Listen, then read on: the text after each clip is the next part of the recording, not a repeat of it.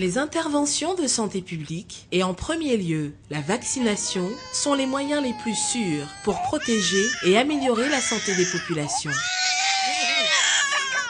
La communauté internationale fait des efforts pour rendre disponibles de nouveaux vaccins en vue de protéger les populations des principales maladies qui les déciment ou les invalident. Ces vaccins sont de plus en plus chers et leur gestion nécessite un suivi logistique rigoureux.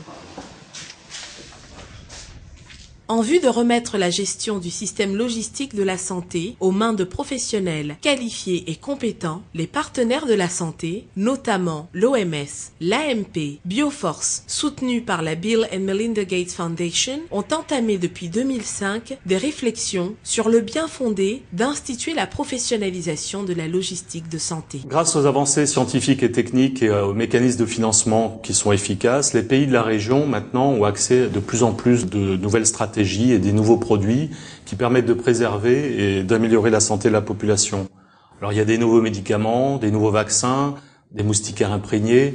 Cependant, on se rend compte, et chacun a pu le constater, en fait, ces produits et les services ne sont pas toujours disponibles aux endroits où on en a besoin. Et ça, pour des problèmes logistiques, généralement. L'IRSP s'est engagé donc à créer les conditions de mise en place de cette licence professionnelle en logistique de santé.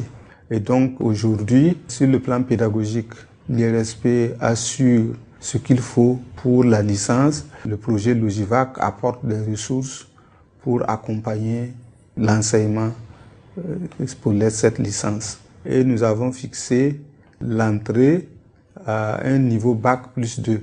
Nous pouvons prendre ceux qui ont plus de Bac plus 2, les pharmaciens, les médecins qui le souhaitent. Mais il y a des professions apparentées, comme ceux qui font la logistique dans d'autres secteurs et qui s'intéressent à ça. Ils peuvent également venir s'inscrire. Nous pensons que cette formation est basée sur les réalités concrètes des différents pays, ce qui fait un plus. Ce n'est pas une formation académique seulement. Donc les étudiants partent en connaissance de cause. Ils savent où sont les points faibles de tout le système, ce qu'on peut améliorer. C'est vraiment une opportunité et c'est l'occasion de saluer cette initiative qui est portée par l'AMP avec l'appui de l'OMS et des institutions de formation, notamment l'IRSP. L'attente est aussi grande de la part des premiers étudiants à cette formation venus du Bénin, du Burkina Faso, du Burundi, de Madagascar, du Niger, de la République démocratique du Congo, du Tchad et du Togo. Je travaille à la centrale d'achat des médicaments. Ce n'est pas seulement les médicaments que je gère dans cette unité, je gère aussi des équipements, des vaccins, des produits non médicamenteux. Et tous ces intrants de la santé ont des gestions particulières. Avec cette formation, je pense que nous allons avoir les compétences de gestion de ces spécificités des intrants pharmaceutiques. La formation utilise des méthodes pédagogiques mixtes composées d'enseignement à distance, d'une période d'enseignement présentiel de 15 semaines à l'IRSP et d'un stage professionnel de 10 semaines. Des sorties pédagogiques sont régulièrement organisées dans les formations sanitaires du Bénin. Les sorties pédagogiques ont pour objectif de permettre aux différents apprenants de confronter toutes les notions apprises, toutes les connaissances acquises dans le cadre des cours théoriques aux réalités du terrain.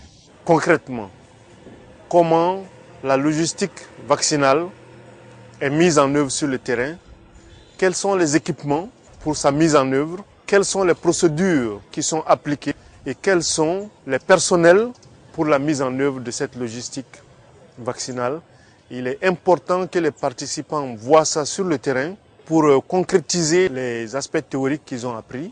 Cette formation est fortement soutenue par les pays d'Afrique subsaharienne et la ministre de la Santé du Bénin, le professeur Dorothée Akoko-Kindé-Gazard, s'est personnellement impliquée dans le plaidoyer auprès de ses pairs et des ministères de la fonction publique pour la professionnalisation de la logistique de santé et l'insertion de ce corps de métier dans la nomenclature de la fonction publique. Vous savez que les ressources humaines ont un coût, mais quand on évalue le gain que pourraient avoir les systèmes de vaccination, les États devraient tout mettre en œuvre pour recruter ces logisticiens et les mettre à la disposition des systèmes de vaccination. Pour promouvoir ce nouveau corps de métier et renforcer leurs pratiques, les étudiants, sur l'impulsion de l'AMP et de ses partenaires, ont décidé de s'insérer dans un réseau professionnel de logisticiens de santé. Pour la pérennité donc de ce profil professionnel, je pense que c'est à nous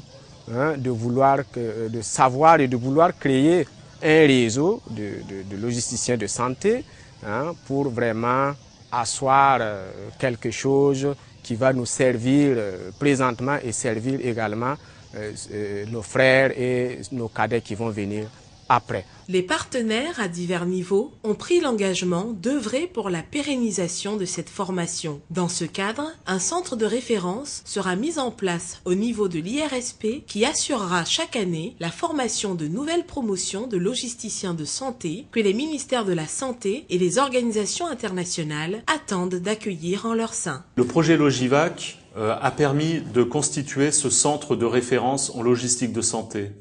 Celui-ci est situé à l'Institut régional de santé publique, à Ouidah.